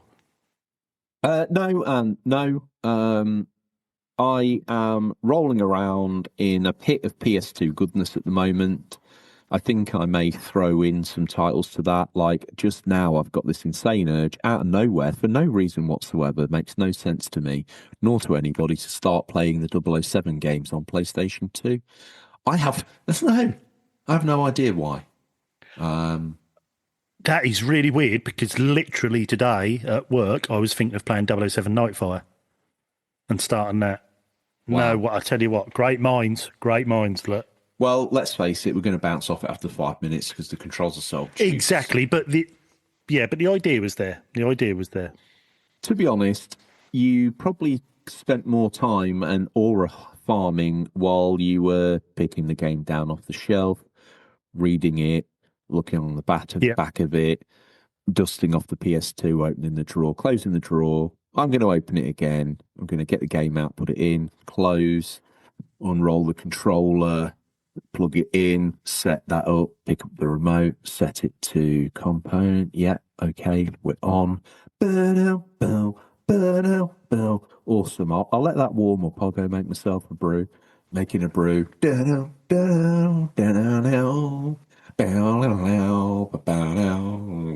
like, yeah, it's going to be great. You walk through, you make your brew, and then down. And then you get the first little bit, and then you realise that as a first-person shooter, they use triangle and X4 to move left and right, and you suddenly then eject it back out of the case, out of the console, put it in the case, back on the shelf. Yeah. But really, it should either go in the bin or the trade pile. Yeah, and then someone say, "You ever played Nightfire? It's a great game." Oh yeah, I played that. Yeah, great game. Yeah, great game. Now, I had a real soft spot unusual for control them. technique. Oh, it didn't bother me. Yeah, it didn't bother me. When I they first came out, I got on them relatively early doors around launch and played the wheels off of them. Nightfire surprised me. I think, is that the first one or is Agent of the Fire the first one? Agent of the Fire might be the first It's one. Nightfire the one where you sort of start early on with a sort of the snow scene and you have to sort of take them people out with a sniper rifle and get into that base. Is that Nightfire? Might be, yeah. And I think Agent of the Fire... I do remember playing that. I think that might be the sequel. I think Agent of the Fire was the first one. And that I had that concurrent to when it was a new game, maybe even when it came out. And it surprised me, I tell you what, at the time. And I was like, I really enjoyed it. I played it through, and that's what may prompt me to get the other two that came out. I don't think I ever bothered with, because there was Nightfire and there was another one, and then there was the Sean Connery one, which I never bothered with. But they blew me away at the time. As you say, I've gone back to them, much like we talked about. Burnout, dejected. Well, actually... I'm going in eyes open with this new controller. You never know. Yeah. Might be a game changer. So roll around in some PS2 goodness. Might even crack out King Kong. Why not? If you're going to crack one out, you might as well King Kong it out, just to see what that looks like. Probably a bit of Getaway, but I'm trying to be a little bit not too hard on myself with that second to last driving level, because I want to finish the game, but I don't want to snap the game across the back of my leg. Might dalliance with a bit of Scarface. Still need to make good on my promise to play some Death Stranding 2 and Ghost of Yotai. I'm very much looking forward to it, but I just want the moment to be right. I need the scene to be set. I feel like I've got unfinished business with Death Stranding Director's Cut, so I don't know. I feel a bit necky going into 2, but hey, come at me. I don't game the way you want me to, and you don't game the way I want you to, so let's just game. All right, let's just game our way. So, yeah, I'll probably be playing a game from 2003. Thoroughly enjoying it. Probably time to dust off G1 Jockey, if I'm honest with you. So, yeah, keep your eyes peeled. With that, I think that might bring us full circle, RGT. What do you think? I think so, yeah. I think just to say, for me, I hope everyone has a wonderful Christmas. All the listeners, all the people in Discord, all the people that help us behind the scenes, which is invaluable, is absolutely brilliant. Just to say thanks to everyone. Have a lovely festive period. Hope you get loads of game and goodies. And thanks for supporting us throughout the year with all your downloads and comments and views on YouTube and that. It's been absolutely brilliant. So, yeah, just say thank you very much and have a good one. Yeah. And from me, I just want to say I believe in Christmas miracles because I believe in you. You've dedicated a whole year to listening to this show. You've dedicated a whole year of supporting us. You've been absolutely incredible. The show would not be here without you, and that's why it'll always remain free for you whenever you need it, however you need it. I want to wish you and your family the absolute best. You're a stand-up person in my eyes because you've been very kind by listening to this drivel 52 times plus more if you've got into Flash EB. And thank you for helping us with the support of launching that show, which has gone over great, not only with the traditional listeners, but a whole new audience, RGT. So we're very, very, very grateful and humbled by what 2025 has looked like. It's been a big year for me personally. Got married, lots of other things going on in the background, and the guys have supported me like Knights Templar. They stood by me through thick and thin. They banged out solos left, right, and Chelsea for me, for you on behalf of the show. And even within all of that busyness, we managed to sneak out what we're quite proud of in Flash UB and continue to be proud of in the main show. There's lots of things on the peripheries of that for you to get stuck into. But if you just enjoy the main show and you're silent but violent, we love you very much.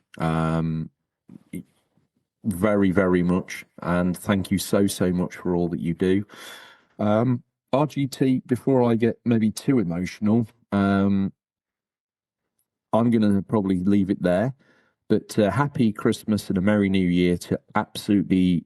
Happy Christmas? Is it Merry Christmas and a Happy New Year? Don't worry about it. Happy Christmas and a Merry New Year. No, I love this. I love the freestyling of it. Every single last one of you. You look amazing. I hope underneath the tree is a stack of gaming goodness so gregarious that your eyes are ruptured just upon its first sighting. And if you get nothing but a 3.5-inch floppy and nothing to play it on, then do you know what? You're still a winner, brother, sister. I love you. I love all of you. And that's all we have time for this week, listeners. Always thank you for your time. Look forward to the pleasure of speaking to you again next week. Until then, happy gaming. And remember, there's nothing wrong with being given the unofficial controller. It's what you do with it that counts. See you, RGT. Ladies, happy Christmas, everyone.